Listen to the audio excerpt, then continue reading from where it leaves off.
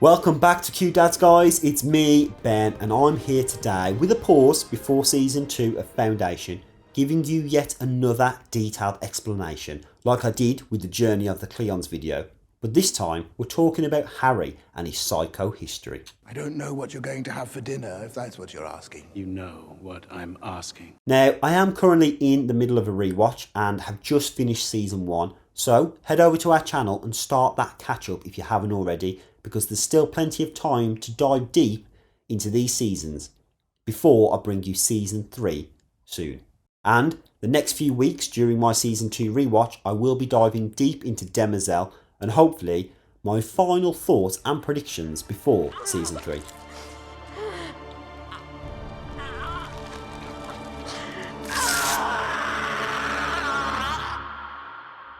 But of course, today is about Hari, so hit that subscribe button, strap into this mathematical mayhem, and let's discuss everything you need to know about Hari and his psychohistory before Season 3. As always, no book spoilers, guys. We will be covering it from a TV aspect only. Now, before I dive deep into Hari's journey, let me quickly explain about the mathematical glue that holds this show together. Psychohistory is a fictional science from Isaac Asimov's Foundation universe, designed to predict the future behaviour of large populations. Developed by the mathematician Hari Seldon, it combines advanced mathematics, sociology and statistics to forecast a broad historical events, not individual actions. The central idea is that while individuals are unpredictable, large groups behave statistically in reliable ways. So, Hari Seldon's journey begins on a planet Trantor at the very heart of the Galactic Empire. Introduced as a brilliant mathematician and the architect of that psychohistory. But of course, Hari's journey doesn't start here. In Season 2, we actually see Hari's childhood, which is touched on briefly through a series of flashbacks. But one memorable scene offers a glimpse into his early brilliance and the environment that essentially shaped him.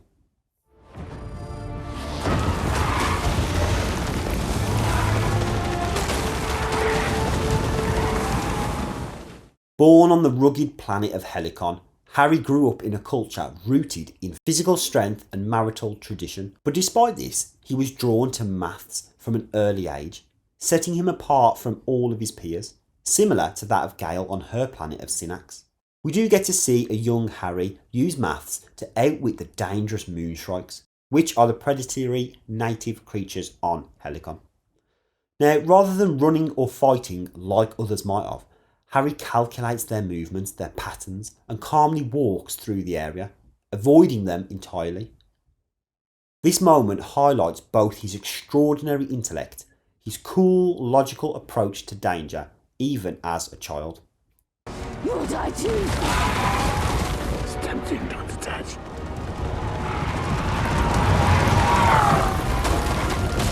So while others relied on brute strength, Hari relied on reason and math.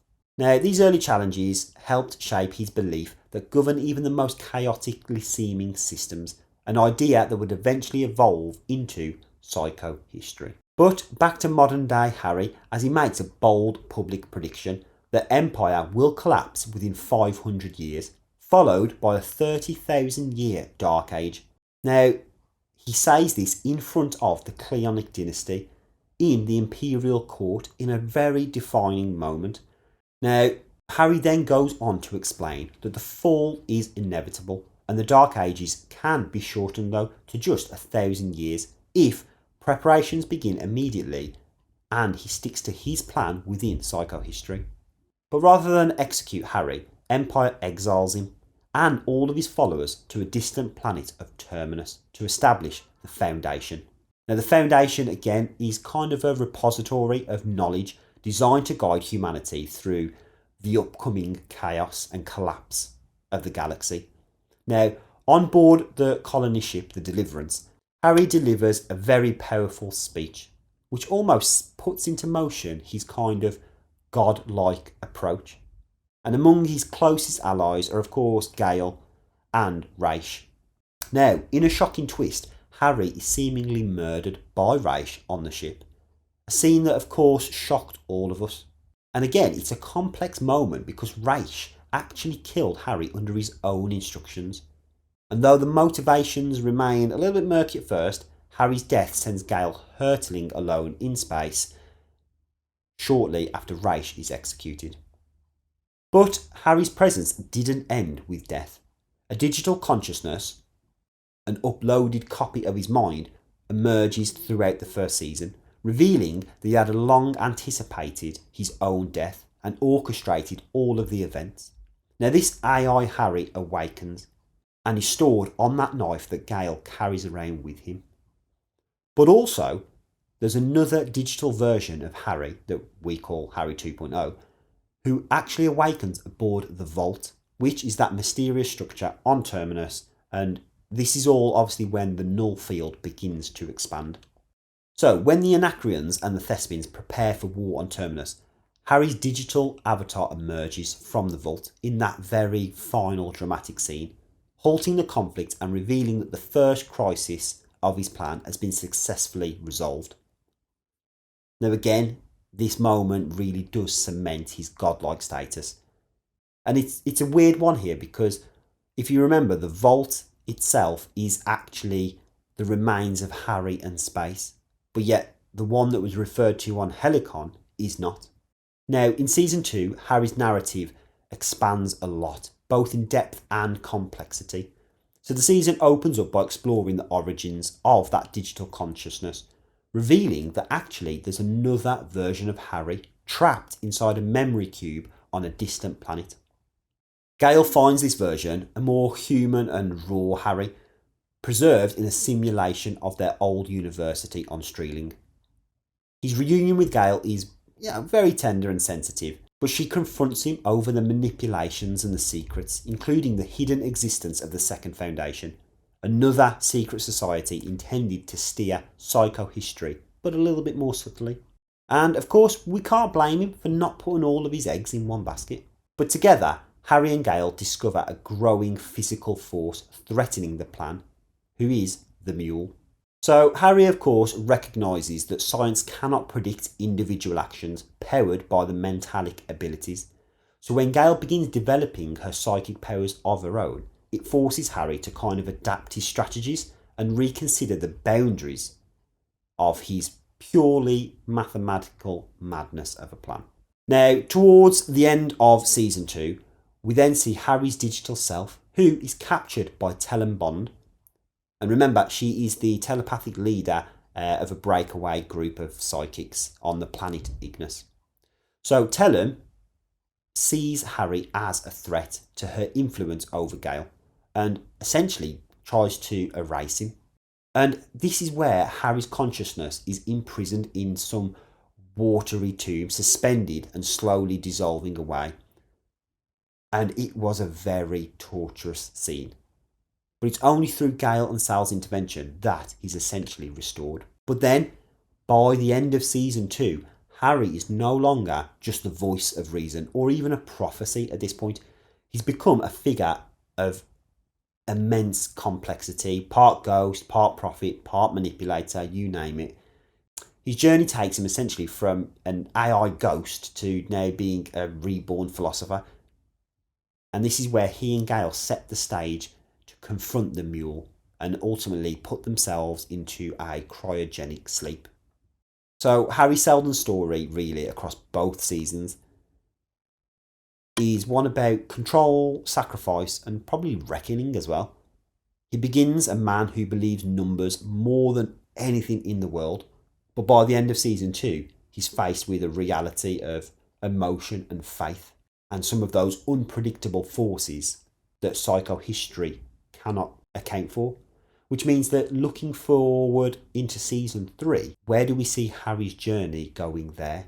Will he then become to even doubt his own plan of psychohistory and realise that probably the events he has put into motion probably causes the Dark Ages and the crisis? Because if you think about that logically, if he hadn't preached his psychohistory plan, he would never have been sent to Terminus. The Anacreon and the Thespians would never have gathered on Terminus to destroy all these people, and ultimately bump into the Invictus. And Tellenbond would never have got her hands on Gale. So actually, there's a lot of things that happen through the events of Season 1 and Season 2, which are probably Harry's fault to begin with. So, in Season 3, I expect him to kind of reflect on this a little bit. But of course, as always, I'm just going to run through some of my favourite scenes of Harry, just like I did with Empire. So, in the first season, of course, we did see Harry and his trial on Trantor. For me, this is where the world first really meets Harry as a brilliant but controversial mathematician.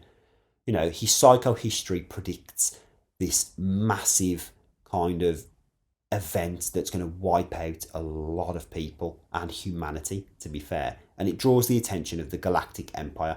But he's so calm in how he does it and how he approaches Empire and has that kind of witty and philosophical kind of conversation. He's just done really smooth and I like it. He's basically saying, you're all going to die, but you can listen to me.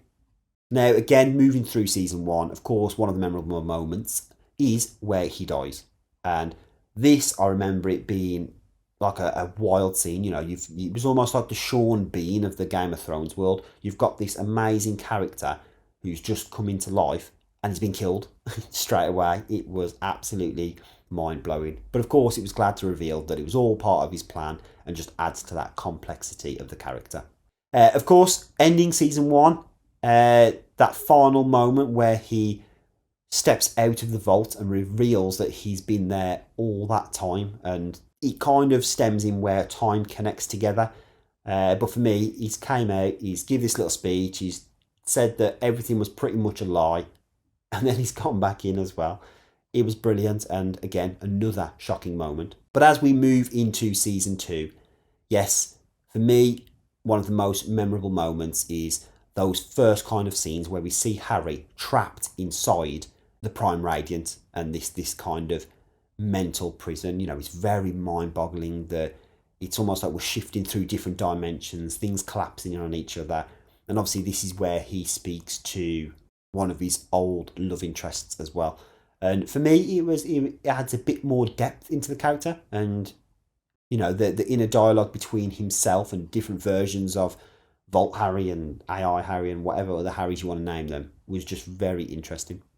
Season 2, of course, as I just mentioned a minute ago, being tortured by Tellenbond in the water, this ocean prison, that was really intense to watch. You know, you're kind of rooting for Harry at that point. You really want him to get through this. You're questioning, is he already dead? Is he alive? Is this the real Harry? Is it not?